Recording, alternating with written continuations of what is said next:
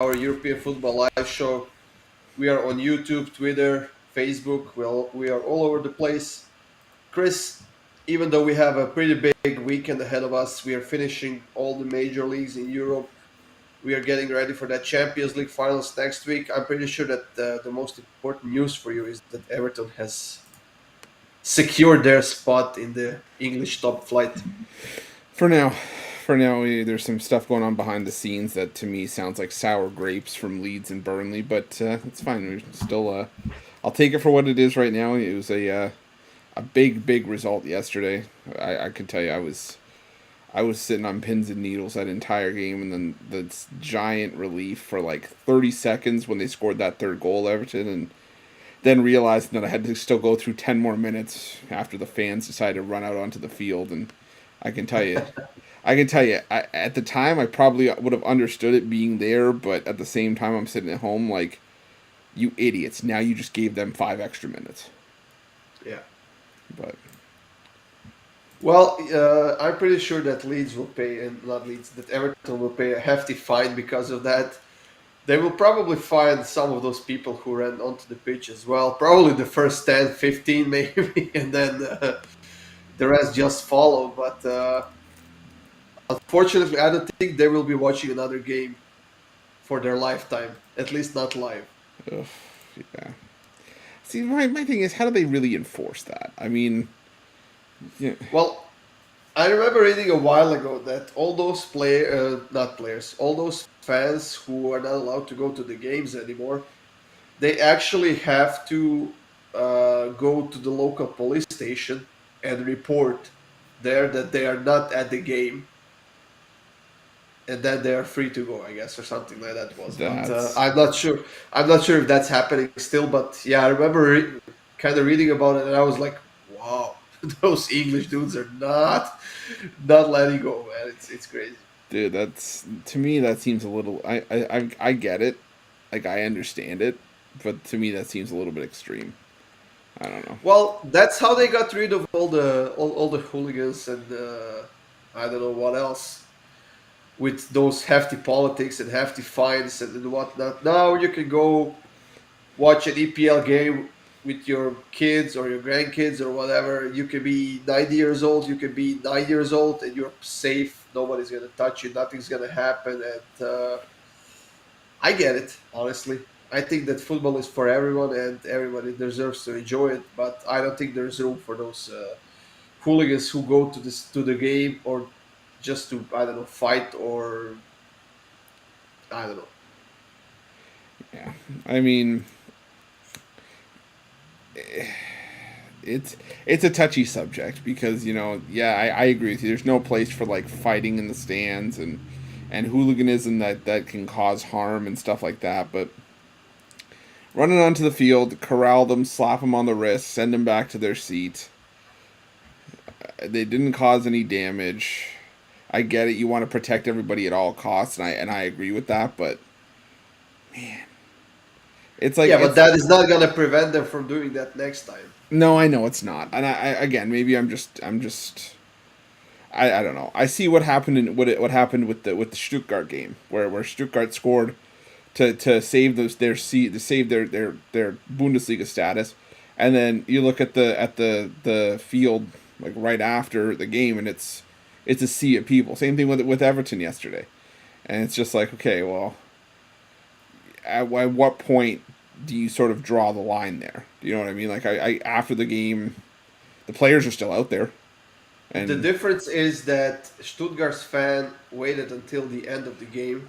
yeah, and yeah, no, So, I get that, but I mean, I just mean like if we're gonna draw the line at obviously in game, I think we got to draw the line everywhere. oh yeah. But you know what else happened yesterday? So now they're calling for Patrick Vieira to get punished because after the fans ran onto the pitch, there was one specific fan who was walking or running behind Patrick Vieira constantly, like he's chasing him, and he was telling him fuck you," and whatnot. So Patrick Vieira got tired of it and low kicked him and kind of flattened him with the pitch.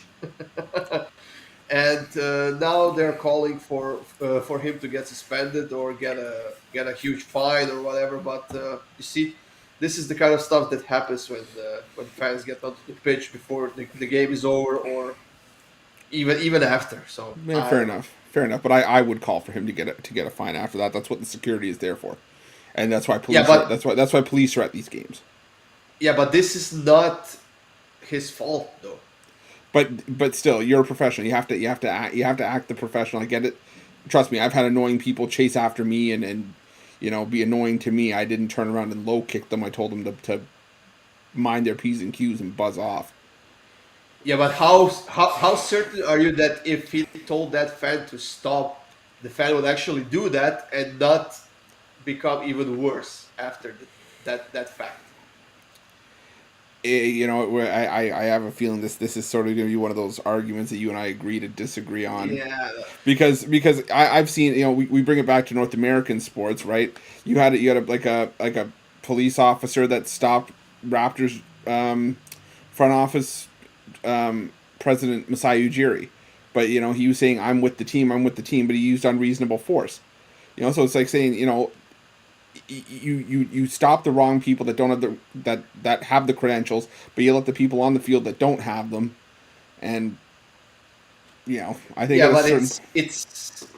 I'm not sure we can compare the two because on yesterday's game there were like 2,000 fans who ran onto the pitch, not a single person yeah. like Masai Ujiri did, and No, even I though know. he had a credential, yeah, I mean, I get what you're saying, but so first of all, the police and the security and whoever was guarding the stands, they failed completely. Oh yeah, And not that those 100 security guards, most of them are like 65 years old, could have done anything against those 2,000 fans or even 3,000 fans. I don't even know how many ran onto the pitch.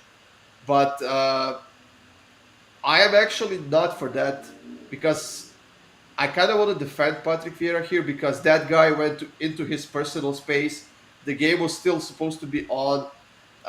He was rude towards him, and it could have easily happened that this was one of those stupid people who had a mental problem or whatever. He was crazy person, and he could have gone with him. I don't know. It's a touchy subject, like you said, and there I think there are many different opinions on that. So I'm just saying if it was a player that did this,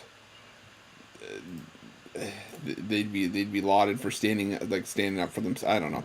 I think it's sort of just if Patrick Vieira is on the pitch, he's treated all the same, and I think if a player snapped off at a fan, like what was it? Who was it?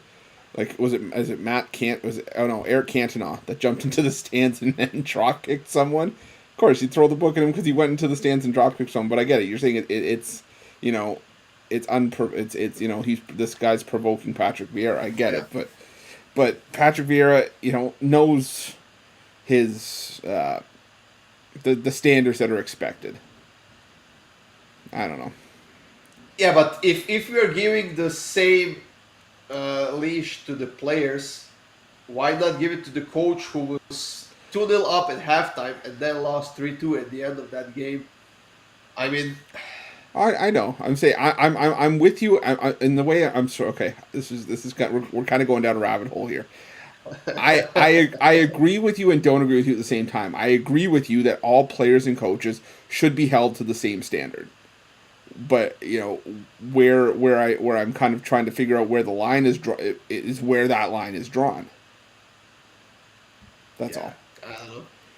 Well, we'll have to see. We'll see. It's gonna be Uh, there's a ton that has to be sorted out from that game. well, Kim, Nick, I don't know.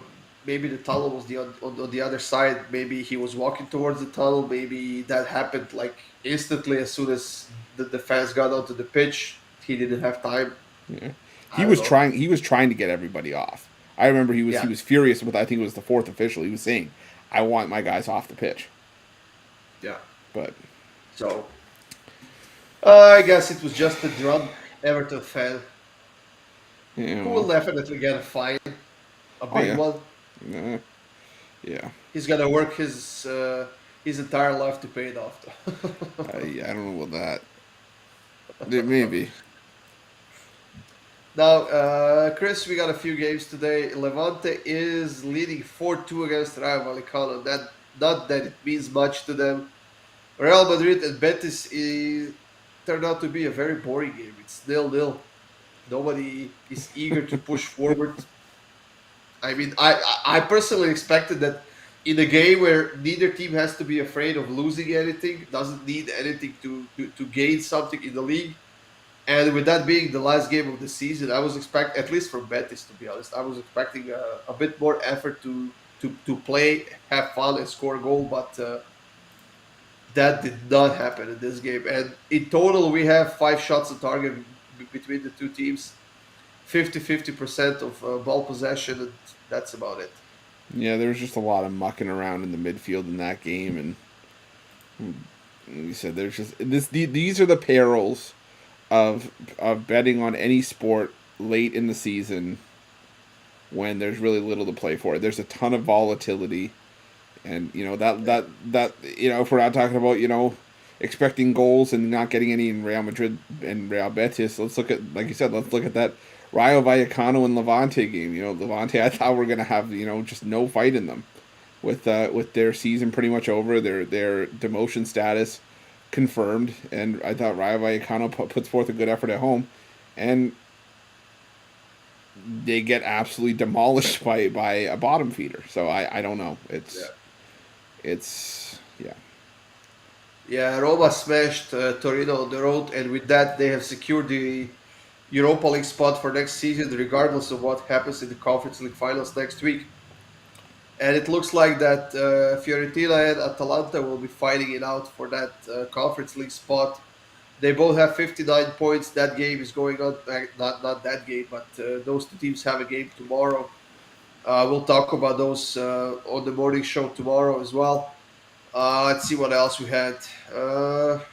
League One relegation promotion playoffs. Auxerre is Sochaux. That one is in the overtime right now, Chris, and soon we'll find out the next League One uh, contestant for next season in France. Uh, that's about it that we had for today. So I suggest we move on to tomorrow, Chris. Yeah, for sure. I'm over today. I think that's putting it nicely. All right. We have nothing in the EPL tomorrow, Chris, but we got one game in La Liga. We got DFB Pokal finals. We have a few matches in Serie A, and we have the entire League One slate. All of those games are afternoon games, especially League One. Those are 3 p.m. games. We have 3 teams battling it out for the Champions League. One of which will not be going to the Champions League. I'm not sure whether it's that going to be Marseille, Monaco, or Rennes. Let's see what else we have. We got any early games in Australia, Chris? Melbourne Victory and Western United. Oh man, I think Melbourne Victory took care of. I think they took the last meeting 1-0. I think of the 2-leg playoff. I think I would still probably roll with Melbourne Victory though, even though I haven't been all that hot with the A League as of late, but I think that if I expect to see Western United maybe go on the front foot in that game, but they have been inconsistent. They were inconsistent heading into the playoff. Their only win coming against Wellington Phoenix at the end of the season. Prior to that, they had the loss to Adelaide United, a tie against Newcastle Jets, the loss to Central Coast, and Melbourne Victory just playing the better soccer coming into the playoff, and they've been scoring goals in bunches at that as well. So, yeah, I probably like Melbourne Victory in that game. Yeah, Melbourne hasn't lost any of their last 13 games, Chris, and they haven't lost any of their last 7 home games. Now, Western United has beaten them a few times on the road, but like you said, Melbourne is in much, much better form right now. On a 3-game winning streak, they are scoring goals, they are defending well, and they are at home here. So we are getting minus 110 on Melbourne Victory at home. I think that's a fantastic price, and I don't think we have to look for any more value anywhere. I think Melbourne Victory on the money line at home at minus 110, that's something definitely worth taking in this one. Yeah, I think so as well. I think going to be a interesting matchup if you're up that time or if that's your time zone. I think that's definitely a game to kind of tune into. Yeah. Now, we don't have a lot of those early games, Chris, tomorrow, but we got some interesting matchup. I was just scrolling through the schedule. Uh, we got some games in Denmark. We got some games in what else did I saw? We got a couple of games in Belgium as well. Those are all afternoon games. But I see Stevie putting on Lazio moneyline tomorrow. Lazio is playing against Hellas Verona. I mean, let me see if they need anything. No, they're safe. They will be going to the Europa League. So honestly, that one I would stick to goals. How about you, Chris? Yeah, I was going to say. Well, I mean, let's say stick to goals with an asterisk. Just be careful because again, if you got teams that aren't necessarily playing for anything, I would have expected goals today in the Real Madrid and Real Betis game and still 0-0. So take it with a grain of salt, but I'd probably expect goals in that one as well. Yeah. Now, Mbappe to score a goal tomorrow, Chris. This might very well be his last game for PSG. It's still undecided, and I was actually reading today that his mom, who actively participates in his negotiations and whatnot, she said that so they got the offers from PSG and Real Madrid, and apparently they accepted them both. They're happy with the offers, but he will make the decision whether he's going to stay in PSG or Real Madrid, and apparently that's going to be done by the end of this week. So we'll see about that. I would say probably after this game, but do you think he scores in this game? I would hope so. Is that game at PSG or is that at? At PSG against Metz, he's minus 240 to score at any time, and he is plus 220 to score at least two goals. I honestly I wouldn't. To be honest, he probably does score, but I'm not laying minus 240 on an anytime goal scorer. Maybe if it's part of a double or something like that, or like a same game parlay, sure, but that's hefty for an anytime goal scorer. Yeah, I think there's some value in him to score at least two goals at plus 240, actually plus 220. Like we said, this might be his last game. He's been outstanding this season for them. I think he got a goal and two assists last week, so I wouldn't be surprised if he scores at least two goals here, especially if they get a penalty or something. That's something he will definitely be taking. So plus 220 on Mbappe to score two goals, yeah, it's not a bad pick.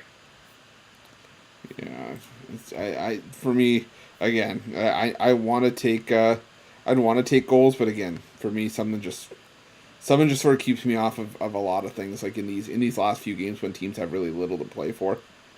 Yeah.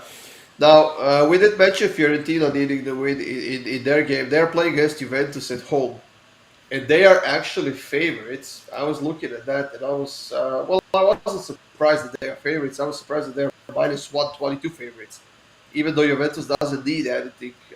We learned that Fiorentina is not a very consistent team this season. Yeah, they're not, and I mean, I still go back to that. I think it's against Udinese where Fiorentina were at home and they lost 4-0. I think that was. Yeah, yeah, And yeah. I still go back to that, and that's still sort of stuck in my craw a little bit. And you know, I would think that Fiorentina would show up here because Atalanta does have, I would say, the harder of the two matchups between them and Fiorentina. But Atalanta has a harder matchup against Empoli, you think? I think so. I mean, Well, Empoli doesn't really need oh, anything. sorry, no, sorry, I meant Fiorentina. Yeah, Fiorentina has the harder matchup than Atalanta does against Empoli, so I would like to think that Fiorentina shows up. But the, again, I would probably go. I think both teams go for the win there, so maybe goals and maybe both of those teams to get the victory. But again, it doesn't really do them anything. So I like Atalanta a lot more than I do Fiorentina. I'll say that much. yeah, definitely. But the thing is, Atalanta is minus 435 favorites Yeah, against Empoli. So the best thing you can do here is take both teams to score and Atalanta to win because Empoli has hit both teams to score in the last six games in a row. They can score goals, but they're conceding a ton of them, and I think they can be pretty lucky to have secured the Serie A spot even in the first half of the season because they have conceded 70 goals so far this season. Not even the teams in the relegation zone have conceded that many goals. So Yeah. Yeah, that yeah, tells you a lot about their defense. yeah. Atalanta on both teams to score plus 120. So all of a sudden you go from minus 435, minus 450 range to plus 120. Yeah. There's a massive way to get your value into that game. I think this might actually be the spot where we could take Juventus to win, actually. Plus 310 Juventus on the money line against Fiorentina, we know that they can choke, and they have been choking pretty much the last few games.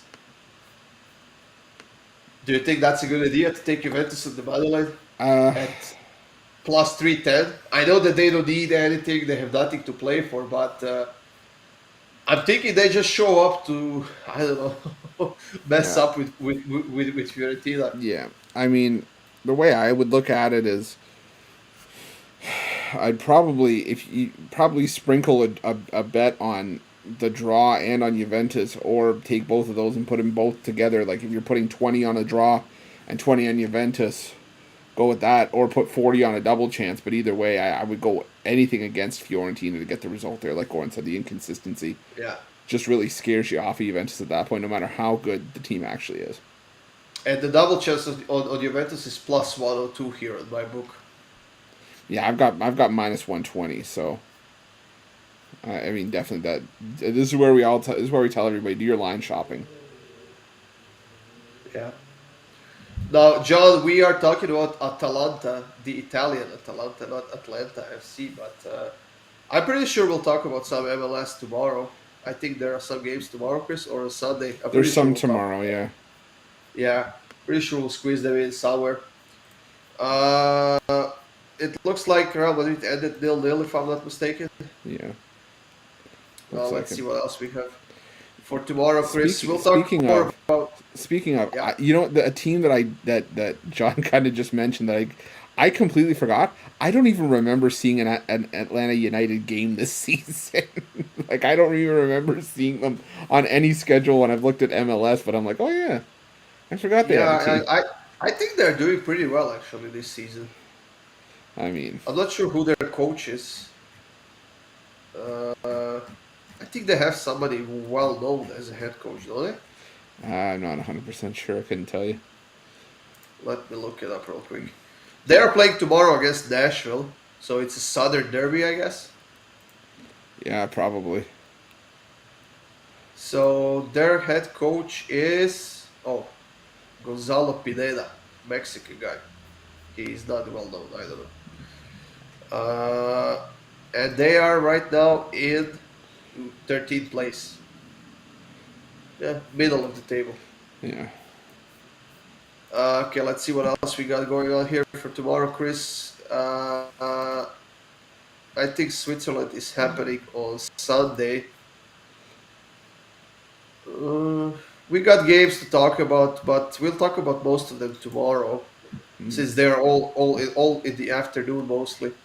We got some in the Netherlands again, those relegation promotion players that have been very kind to us with goals. Let's see. I would say, Chris, let's move on to the double for tomorrow, or maybe even a three-leg parlay for tomorrow, right? Yeah, we can do that. I'm pretty sure you already have a pick. I do, but I don't know if you're gonna hate me for it. Oh, Plus I couldn't 120. hate. Oh, jeez. All What right, is it? hold on. Let me see if I can find something else. Hold on, give me a second. No. No, You know no. what? Let's go for a high value parlay. Okay, all right. I'm gonna take Sunderland on the money line against Sunderland. against Wickham Wanderers in League One playoff. All right. Then I will take Juventus on the double chance.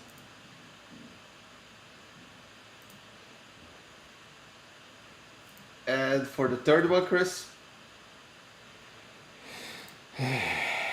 Um, Leipzig Freiburg.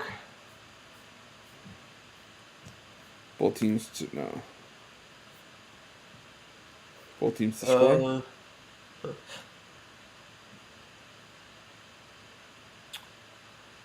Do we take Monaco on the money line against Lens at minus 103? How No, confident? John, I am not Mexican. I am as far from Mexico as you can imagine. I'm from Croatia, from Europe, Yes. so that is that is very far from Mexico. Oh man.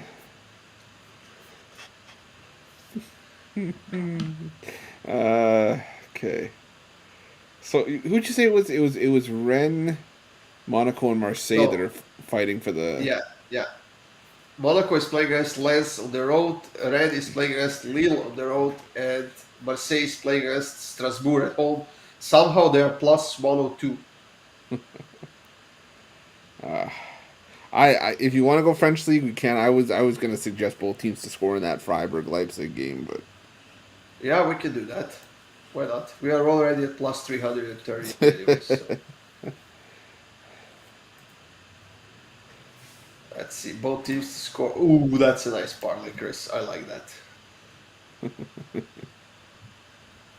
Sunderland. Juventus. And Freiburg.